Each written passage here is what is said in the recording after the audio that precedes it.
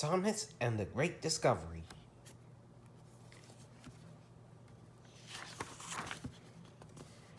It was a beautiful day on the island of Sodor. Thomas was high in the hills, bringing some freight cars to the wharf.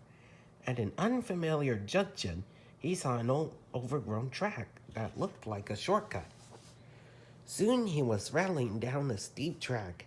No one has been down here for a very long time, he huffed. Then Thomas gasped. Fizzling fireboxes! He had arrived at a station. It too was overgrown, rusty and very old.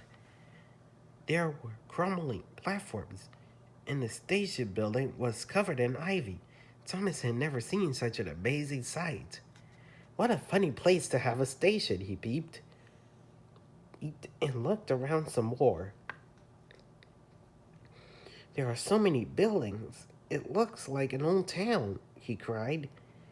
I can't not wait to tell everyone about this. So Thomas bumped and bounced along the old track and finally made his way down to the wharf. The next day, the news of Thomas's discovery was all over Sodor. Sir Topham Hatt wanted to visit the hidden town at once. Thomas, you have made a wonderful discovery. This was the town of Great Waterton. When steam engines first came to Sodor, Sir Topham Hatt said, this was an important town. It was called Great Waterton because the springs here provided water for everyone on the island.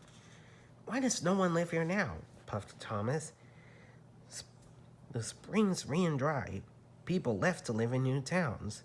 The maps were lost. Everyone thought the town of Great Waterton was lost forever too. But now it is found, cheered Thomas. And if we work hard, added Sir Topham Hatt, we can have a rededication of the town on Sodor Day.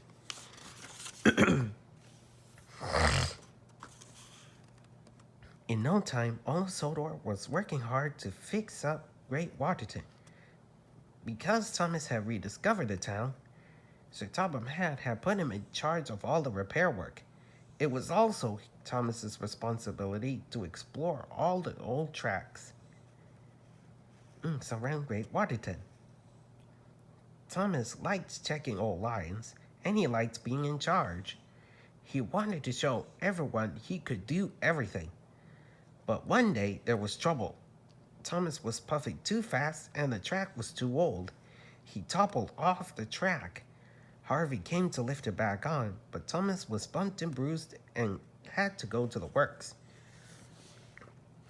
While Thomas was at the works, a friendly new editor named Stanley was put in charge of the work at Great Waterton.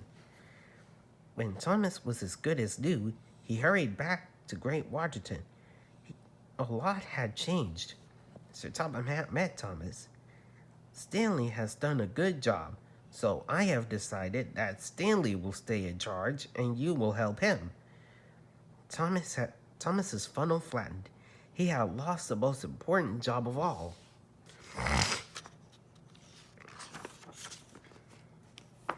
The next day, Stanley asked Thomas to shunt some freight cars. Thomas was very good at shunting freight cars, and he really likes doing it, but he didn't like Stanley telling him what to do. Still, he wanted to show how really useful he was. So, he shunted in some freight cars all over Great Waterton. Then he remembered seeing an old freight car stuck in front of the abandoned Morgan's mine. I'll bring that last one in, and Sir Topham Hatt will give me my old job back. Thomas smiled. At last, Thomas found the old freight car, and he puffed up, but he biffed the car too hard. It rolled forward and disappeared into the mine. Cinders and ashes, exclaimed Thomas. Where did it go? He moved ahead and peered inside. I must finish the job, he huffed. I'll soon find that freight car. And Thomas puffed into the mine. It was very It was very dark. Thomas was happy he had a bright lamp. He looked ahead and saw the freight car rolling away down the slope. Then it disappeared around a bend. Bust my buffers, puffed Thomas. I better go after it. Thomas whizzed down the steep slope. Whee! He whistled and whoa! He cried. It was scary, but it was also very exciting. Thomas had almost caught up to the freight car. You won't get away from me, he whistled happily. But Thomas didn't notice the giant ahead. The freight car whizzed to the right, but Thomas sped to the left and saw that the tunnel ahead was blocked. Oh no, cried Thomas, and he crashed straight through the blocked tunnel and jumped the track. Now Thomas was deep in the mine in a dark tunnel. To top it all off, his fire had gone out. His boiler would soon grow cold, and there was no one around to hear his whistle.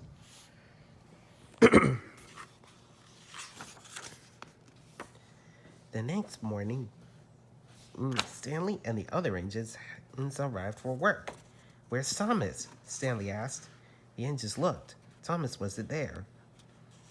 Thomas was missing. It was the biggest calamity Sodor had ever known. Everyone looked for Thomas. They checked the quarries. They searched the docks. They toured every town. They scoured every hill and hunted in every valley. But Thomas was nowhere to be found. Then Stanley had a thought. Maybe Thomas is up on the forgotten tracks around Great Waterton. I'll look for him there. When Stanley was high up in the hill, he whistled and whistled. Where are you, Thomas? But only his echo came back. Stanley looked everywhere. Then he spotted Morgan's mine. Could Thomas have gone into the mine? Stanley wondered. He whistled one last time, and this time Thomas heard him. It's Stanley, he gasped. With his very last puff and his very last huff, Thomas blew his whistle as loud as he could, and Stanley heard him. He slowly entered the dark mine. Thomas, he whistled happily, is that you? Thomas had run out of puff. He couldn't whistle again. He could only wait and hope that Stanley would find him. It wasn't long before Thomas heard Stanley chuffing up behind him. Stanley, he peeked. I'm very happy that you are here. Thomas, whistled Stanley. I'm very happy to find you. Where have you been? I was trying to be a really useful engine, tooted Thomas. Don't worry, Thomas, Stanley chuffed. I'll have you back on that track in no time. Soon, Stanley was coupled up to Thomas. He pulled and tugged. Thomas was heavy, but Stanley didn't give up. I can do it. Stanley wheezed, and with a mighty heave, he pulled his friend back onto the track. Hooray! Tooted Thomas. Then there was a very loud crack. The valve in Stanley's boiler had burst. Stanley was a strong engine, but pulling Thomas had been too much. Now he couldn't move. Now Stanley couldn't move. Don't worry, whistled Thomas. It's my turn to help you. With your coal, I can push you home. Stanley smiled. In no time at all, Thomas's boiler was bubbling, and his steam was wheezing. Thomas found an open siding and got behind Stanley and started to push. Here we go, Stanley, Thomas huffed happily. Stanley smiled back.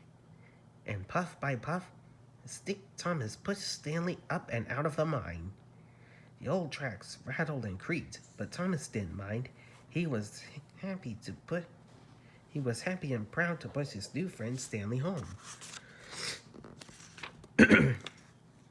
At last, Thomas and Stanley pulled into Great Waterton Junction.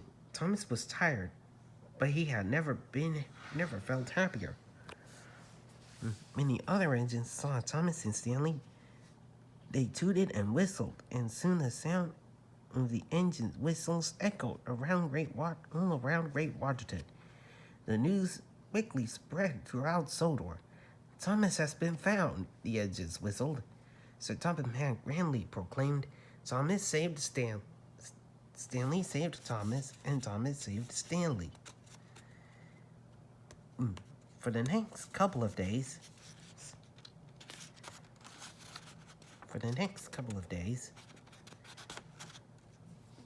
everyone worked hard to get Great Waterton ready for Sodor Day. Now, Thomas was happy that Stanley had come to Sodor. Thomas had a wonderful new friend, and just in time, everything was ready. The weather for Sodor Day was perfect. Sir Topham Hatt arrived and beamed. Well done to you all. This is the grandest Sodor Day ever. He and Lady Hatt stood beside in a red ribbon with a great big pair of scissors. Thanks to Thomas, Great Waterton is no longer lost. And thanks to Stanley, the work was finished right on time. Welcome to the town of Great Waterton, boomed Sir Topham Hatt. Lady Hatt snipped the ribbon. We're all really useful edges, puffed Thomas happily. He couldn't have been prouder. The end.